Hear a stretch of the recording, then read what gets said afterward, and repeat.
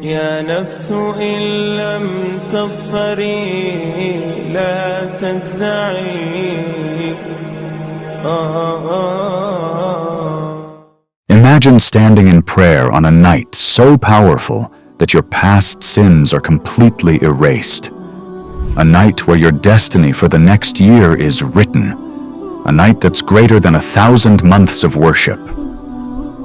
Now imagine missing that night, simply because you assumed it was on a specific date. For centuries, scholars have debated the exact timing of Laylatul Qadr. Some swear by the 27th night, while others say it could be any of the last 10 nights. So, when is Laylatul Qadr really? And how can you ensure you don't miss this life-changing opportunity? Let's uncover the mystery together. The discussion becomes then, when is Laylatul Qadr? Multiple opinions. You have the opinion of Imam bin Hazm rahimullah ta'ala, who mentions it in the beginning of the first 10, so the 20th or the 21st. You have the opinion of Abu Sa'id al-Khudri and Ibn Abbas radiyallahu anhuma, the early opinion that mentions it as the 23rd night of Ramadan. You have an opinion of Ibn Umar radiyallahu anhuma, that's the 24th or the 25th night of Ramadan. And then you have the opinion of Ubay ibn Ka'ab, the later opinion of Ibn Abbas, and many other scholars who say that it's the 27th night of Ramadan. And they have their evidences for that. And then you have other scholars who say that every year it changes to a different night, with it being more likely in the odd nights. Again, we have an article that goes through all of these opinions and how they were justified. And Imam al-Nawawi rahimullah ta'ala, he mentions in his commentary of the Hadith of Sahih Muslim that this is the best way to harmonize the ahadith, is that it can change from year to year. That it could be on the 23rd one year, and then it could be on the 25th the next year. It could be the 27th the year after that. So it moves within the last 10 nights of Ramadan. That is the opinion of a great majority, or not a great majority, but of many of the scholars of Islam.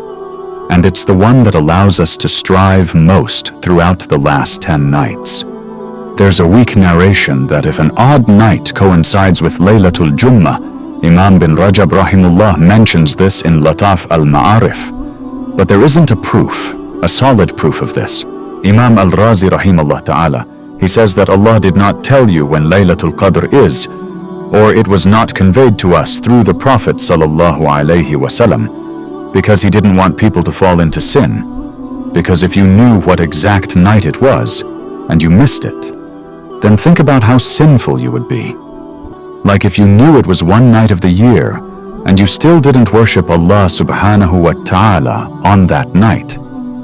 Now there is this narration where Abu Salama radiallahu ta'ala anhu says that I went to Abu Sa'id radiallahu, and I said, will you not go out and take a walk with us in the garden so that we can talk to you? So he came out, and I asked him, what have you heard from the Prophet sallallahu alaihi wasallam about Laylatul Qadr?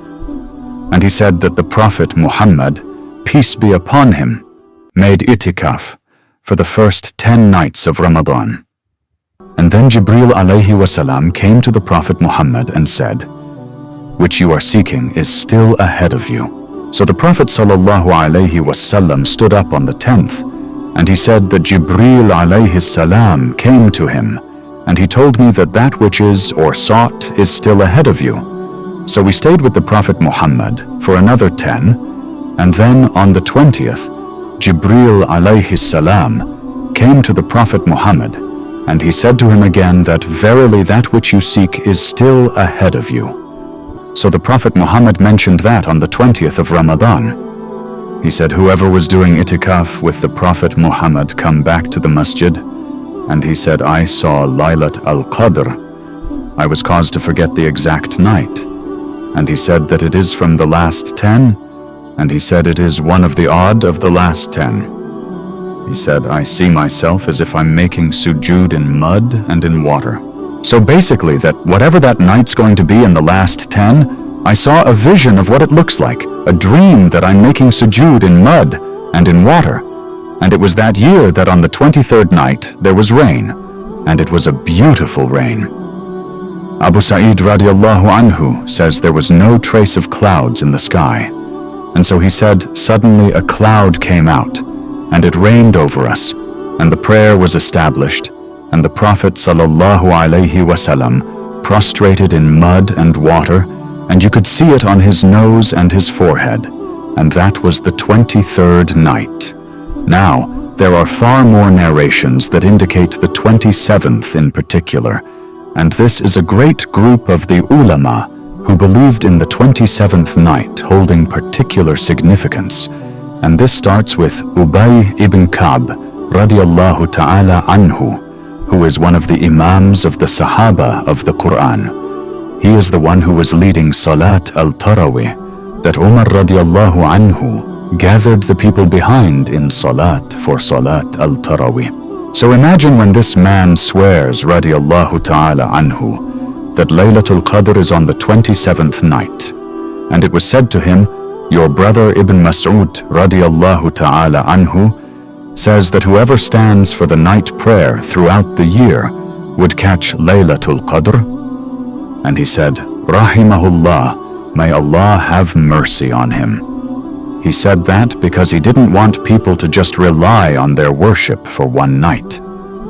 Basically, Abdullah ibn Mas'ud was saying, if you want to catch Laylatul Qadr, worship Allah every night of the year. But he is saying that he knew that it was on the 27th night, and he took an oath. He swore by Allah that it was the 27th night, and I said to him, Ya Aba Mundir, who is Ubay ibn Ka'b, on what basis do you say that? And he said, by the sign in which the Prophet sallallahu alaihi wasallam gave us that it is on the day that the sun would rise without having any ray in it. Now if the signs of Laylatul Qadr, if you took all of the narrations, it is a night that is samha, night that is tranquil, a night in which the weather is calm, and that the sun rises, and it does not have rays coming out of it. This is a distinctive sign the Prophet sallallahu alaihi wasallam mentioned of them. And so in one narration, the sun rises the next day like a brass dish. It has no rays until it has risen to its highest point, and that's an authentic narration. Now that we've explored the different opinions on Laylatul Qadr, one thing is crystal clear. This night is too valuable to risk missing. Whether it falls on the 21st, 23rd, 25th, 27th, or even changes every year, the only way to be sure you catch it is to strive in worship throughout the last 10 nights. So don't wait for just one specific night. Treat every night as if it's Laylatul Qadr. Increase your du'as, your prayers, and your remembrance of Allah. Because imagine, what if this year is the year you witness the most powerful night of your life?